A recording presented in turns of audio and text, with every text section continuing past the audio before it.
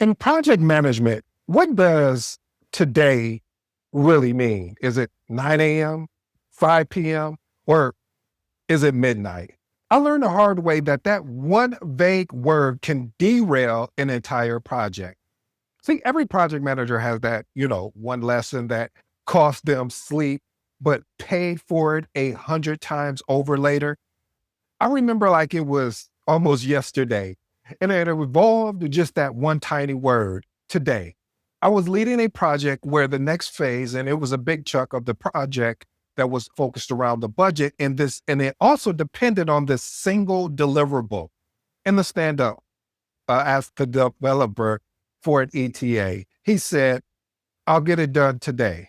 Man, music to my ears. I'm excited. I updated the tracker, told the QA to prep, and went on with my day thinking, we are golden. I can hear the song in the background, living my life like you're golden. But okay, I digress. But mid-afternoon, potential success turned into chaos.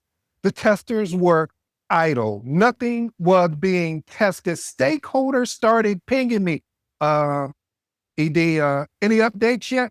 Slack was buzzing like a hornet's nest. By 5 p.m., my credibility was circling down the drain. Deliverable finally hit my inbox around 11:47 p.m. Technically, he was right. It was today.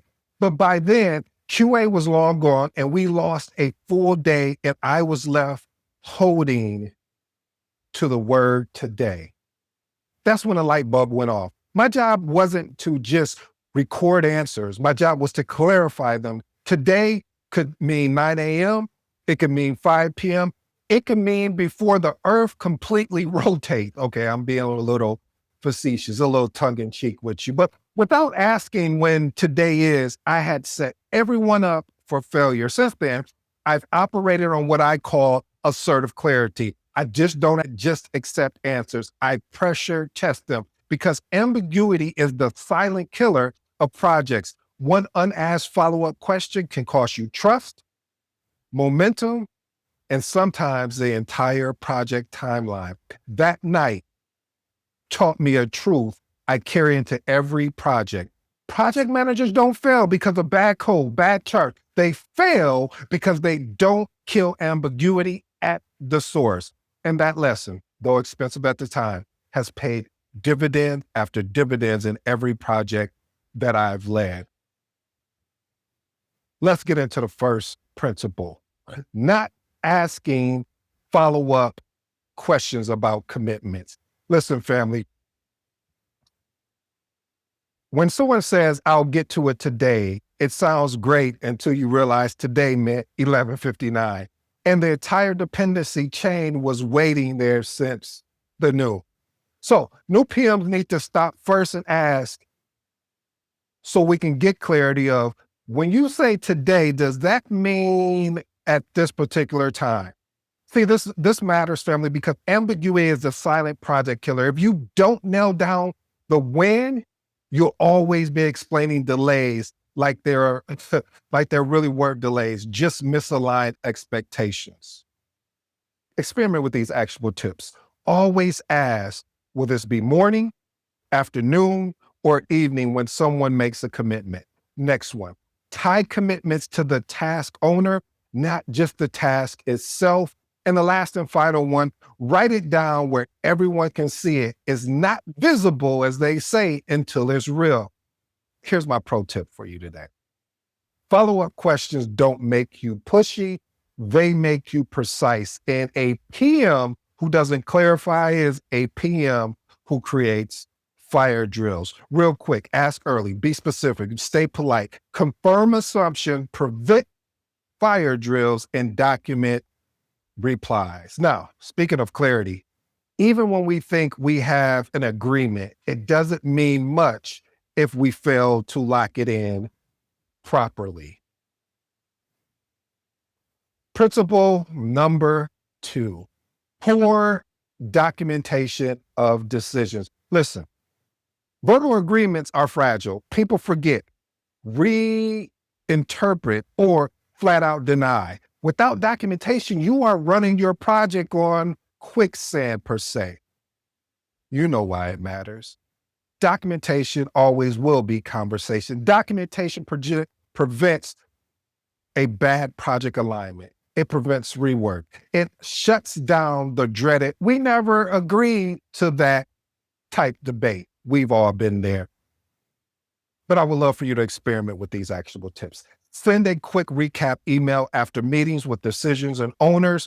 Next one, keep a running decision log in your project tool. And the last and final one, pull receipts when challenged. Basically, what we're saying here is, here's what we agreed on this particular day. Here's my pro advice for you, family. The PM who documents controls the narrative. Without it, the loudest voice rewrites history. But I know what you're thinking. But documentation only works if they assume people are acting in good faith, which brings us to the next principle. Principle number 3, assume a positive intent. Now, new PMs often jump into conclusion when team members miss deadlines or give short answers. The assumption, laziness. The assumption, defiance. In reality, though, most people are juggling more than you can see. And let me park here parenthetically, family. I always say, before you jump to what you believe is going on, you need to ask better questions. There may be something going on personally. There may be something going on professionally.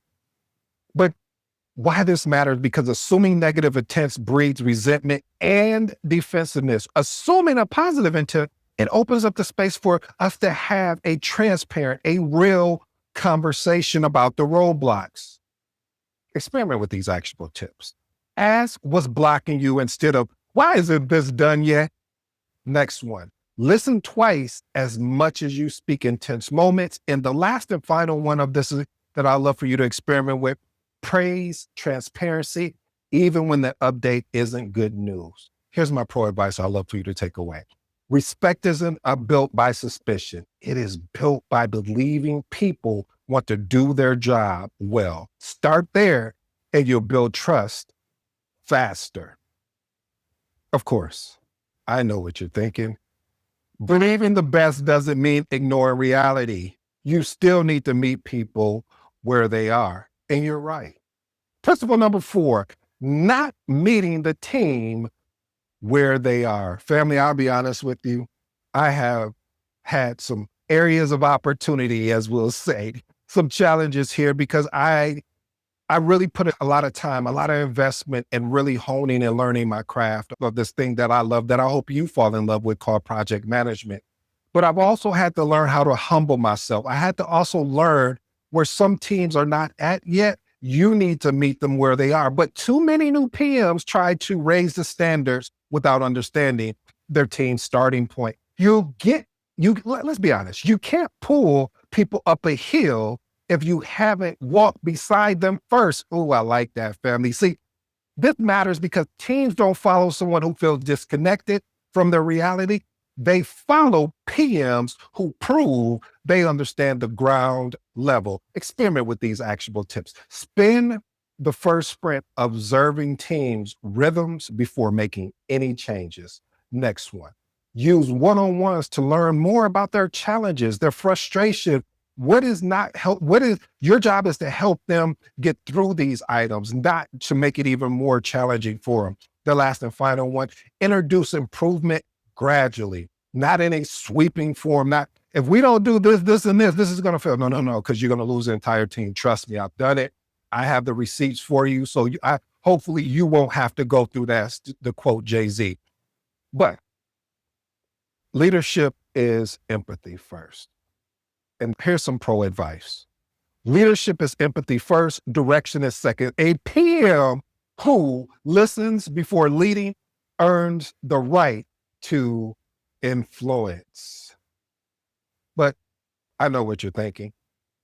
And when you do earn that influence, remember, tools won't do the leading for you. One of my favorite values in the Agile values is individuals and interactions over process and tools. Principle number 5, focusing too much on tools over people. Family, I've seen this time and time again where New PMs, they get excited. They want to talk about all the new tools that are out there that's consistently changing from Jira to Asana to Microsoft Project. But if you really take the time to really just learn the foundation of these tools, and all these tools I just named, Jira, Asana, Microsoft Project, Smart Sheets, I love all of these tools. But the real value is when you don't try to hide behind the dashboards, where you go out and have the conversations, when you purposely get engaged and create interactions with your project team as well as your stakeholders. Why does this matter? Tools can't replace the human element. Projects succeed because people talk and collaborate. I love to collaborate. I don't come in saying that I know everything, because I don't, because we know one of the key words in a project is temporary in endeavor. Maybe that's 2 words. Not because not because you got this cute little dashboard, or you show this huge project schedule, or you're planning so effectively in here. If the plan doesn't really reflect the team, it doesn't matter how well you plan. Experiment with these actionable tips. Spend more time with your team than your own tools. Next one, treat tools as record keepers, not leaders. I had an episode where I talked about the ability to leverage tool to facilitate. These are what these tools are here for. They are excellent tools to help you facilitate, but you still need to get out and talk with your team. You still need to get out and connect with the actual project itself. Okay, the last and final one, when the dashboard says green, but your gut says red, I'm going to tell you right now, you want to listen to your gut. That means your instinct. You want to understand that there's something there that is off, and we need to focus on this. Here's a pro advice. A beautiful Gantt chart won't save a failing project. However, though, a motivated, a determined, a resilient, aligned team actually will.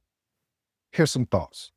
Clear shared purpose, strong communication, motivation over ownership. I like that. Aligned goals, and trust and psychological safety. But I know what you're thinking. But even with strong communication, probably got to be aware of these backroom deals that quietly reshape your project, and you will be accurate. Principle number 6, letting stakeholders redefine the project privately. A VP corners you with a small request and you nod to avoid conflict. Suddenly, your project scope has shifted and no one else knows. Why is this important? Side agreements, side conversations destroy trust with your team, and they infiltrate scope and blindside not only your sponsor, but your project team. Experiment with these actual tips. Instead of agreeing right away, respond with, let's log that change request to evaluate impact. Now we have a process. I would even go one further on that and say, let's have a conversation. Let's bring that to the broader team as well as stakeholders so we can unpack that. Next one, always document off the record asks. Please document, because you know I'm going to go into my rant, but I won't, but I will go into the model here. Documentation over conversation. Documentation always beats conversation. And the last one, bring scope changes to the sponsor before work begins. Here's my pro advice for that. Your handshake in a hallway can quietly bankrupt a project. Guard your scope like it's your reputation, because honestly, family, it is. I know what you're thinking.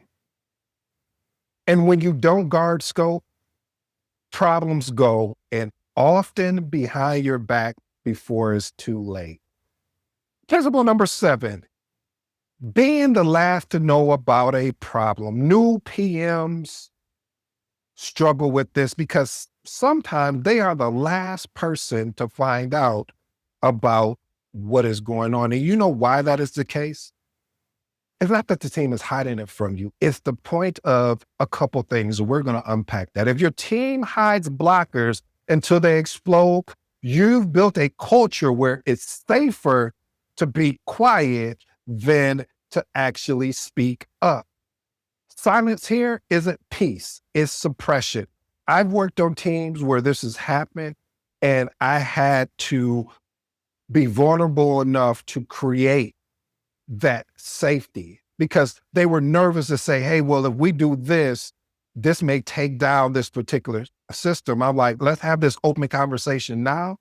Because if we don't, if it takes down the system and you knew about it, we're in trouble because the first question is going to be asked, did anybody know? And if you can deny, eventually we'll figure it out that you knew the whole time by the way you're asking questions or how you are quickly to resolve it.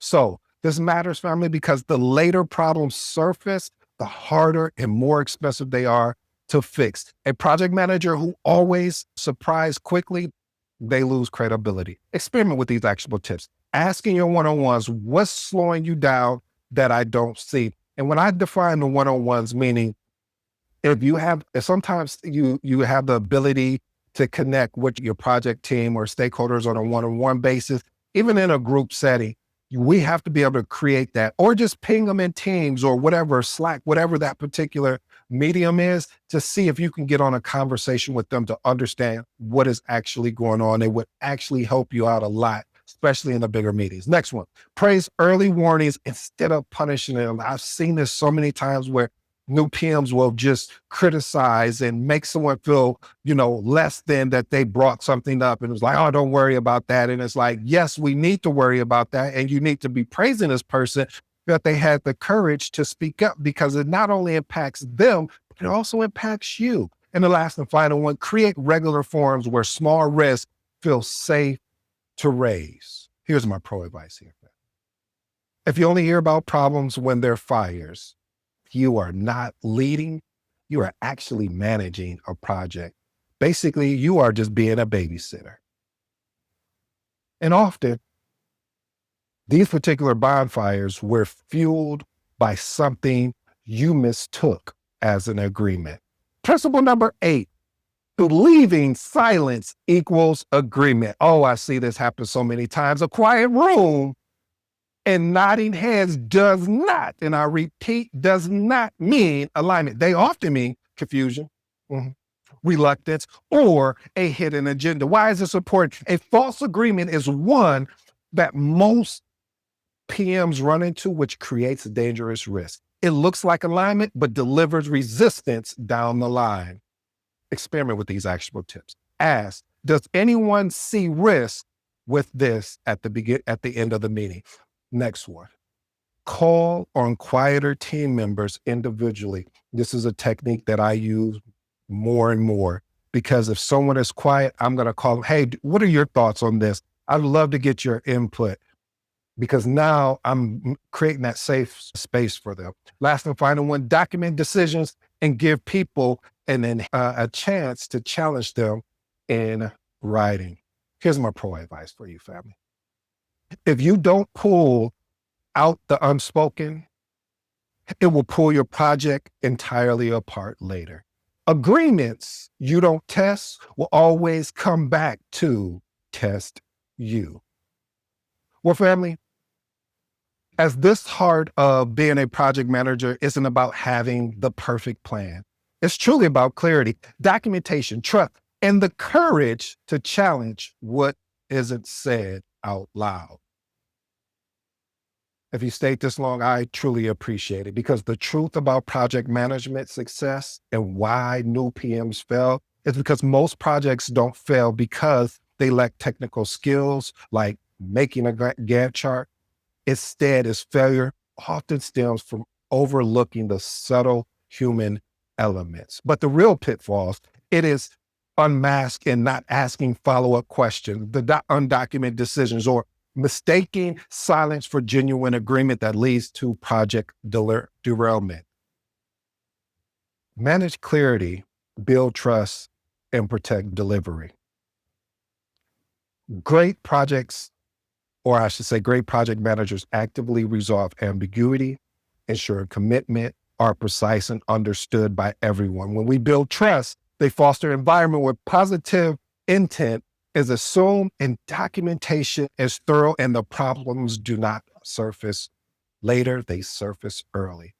As we're doing this and we're protecting the delivery, they have the courage to challenge the unspoken assumptions and protect the team's ability to deliver not just tasks. Listen, if you want to stand out in this thing that I love, that I hope you fall in love with, called project management, don't settle for being a PM who tracks works.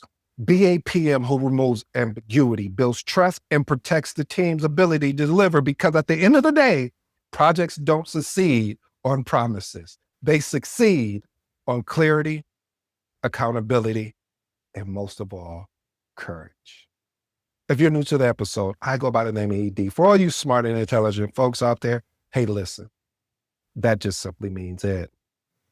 Until next time.